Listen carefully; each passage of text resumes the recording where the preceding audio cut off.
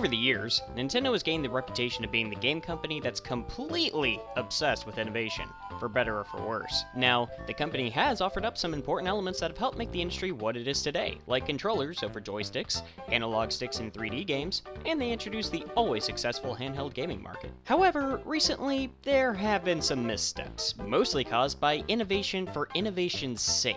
Just look at the Wii. When people first saw the console, everyone wanted one. Motion controls were very new and people were anxious to see what could be done with this revolutionary tech. But in just a couple of years, the attitude towards motion controls changed rather dramatically, to the point where almost everyone was sick of them. I think the biggest problem here was that Nintendo was so sure that motion controls were the way of the future and that everyone should love them.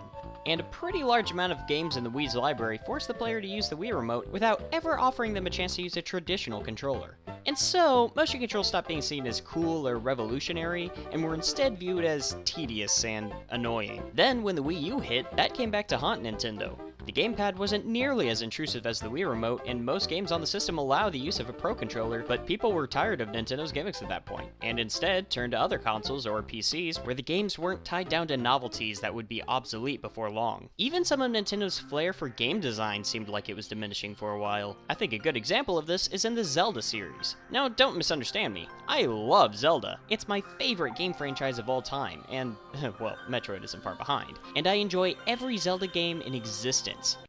Great! I'll grab my stuff! Those don't count, And you know it. but even I have to admit that the games have been becoming more and more linear and straightforward as time has gone on. The worst offender being Skyward Sword. Now, I like this game, but it really is a far cry from what Zelda was supposed to be and is horribly formulaic. And formula is the antithesis of the spirit that inspired the creation of Zelda in the first place. When Nintendo was first developing The Legend of Zelda on the NES, they compared it to their other flagship title, Super Mario Bros., which was very straightforward and never deviated from a set path.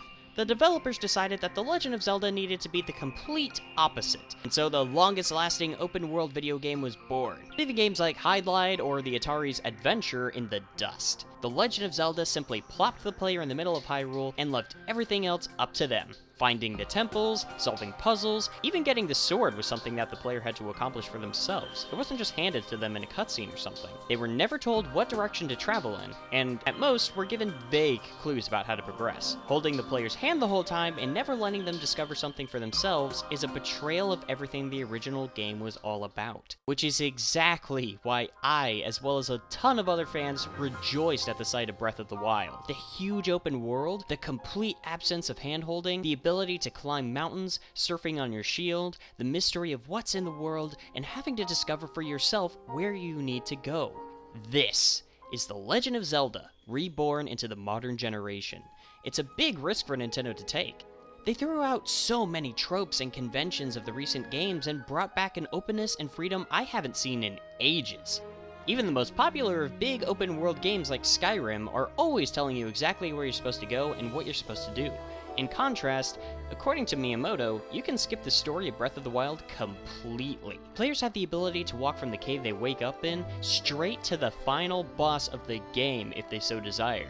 And if that's not giving you some major Chrono Trigger vibes, well, then you haven't played Chrono Trigger. I mean, seriously, what modern games do this sort of thing? This game gives the player the ability to choose exactly how they want to experience this game, and even offers incredibly creative ways to accomplish tasks. There's demo footage where Link uses fire to pump hot air into his paraglider to gain altitude so he can perform a jump kill on a guardian. That is really imaginative. And it's the kind of attention to detail I've been waiting to see for a very long time. I don't think the game will be perfect, and I know that there will be a lot of gamers, even Zelda fans, who aren't going to like it. But this is everything that I've wanted to see a Zelda game do with the tech of modern gaming. Not every game series should be like this. Linearity does have a place in the industry, and there's a lot of gamers who prefer that kind of experience. But it's incredibly refreshing to see this kind of freedom and discovery making a return to gaming. And I am sincerely hoping that some other open world games take after this mentality. This is what The Legend of Zelda is meant to be.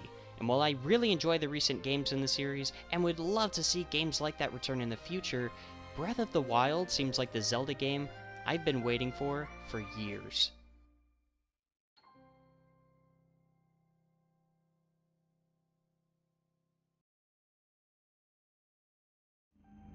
Welcome back, everyone. Thanks for watching.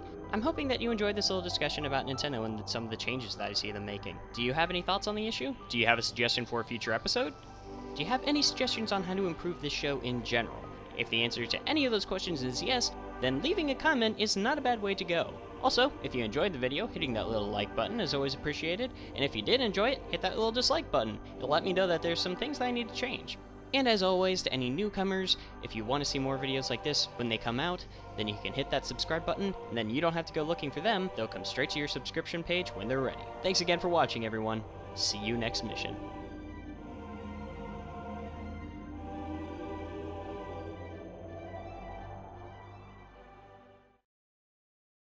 Wake up, Link.